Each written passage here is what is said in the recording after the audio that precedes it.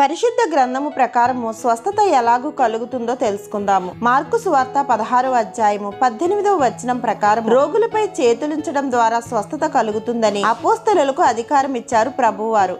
కానీ ఈనాడు అనేక దొంగ అపోస్తలులు స్వస్థత అనే పేరుతో మోసం చేస్తున్నారు. నిజ దేవుని సేవకుని గుర్తించవలసిన బాధ్యత నిజ విశ్వాసిదే. యాకోబు పత్రిక 5వ అధ్యాయము 14 నుంచి 16 వచనాల్లో నూనె రాసి ప్రార్థించడం ద్వారా స్వస్థత కలుగుతుందని రాయబడినను ప్రత్యేకముగా 15వ వచనంలో విశ్వాస సహితమైన ప్రార్థన రోగిని స్వస్థపరచును అని వ్రాయబడి ఉన్నది. విశ్వాసం లేకుండా ఏ పని చేసినా అది వ్యర్థమే. కొరింథీయులకు రాసిన మొదటి పత్రిక 11వ అధ్యాయము 23 నుంచి 32 వచనాల్లో ప్రభు బలను యోగ్యముగా ఆచరించట ద్వారా స్వస్థత కలుగుతుందని వ్రాయబడి ఉన్నది. మత్తయి సువార్త 8వ అధ్యాయము 8వ వచనం ప్రకారం ప్రభు మాటతో మనకి స్వస్థత కలుగుతుంది. అవసరతలో ఉన్న వారి అవసరానికి మనం ఆసరాగా నిలిచినప్పుడు స్వస్థత శీఘ్రముగా లభించును.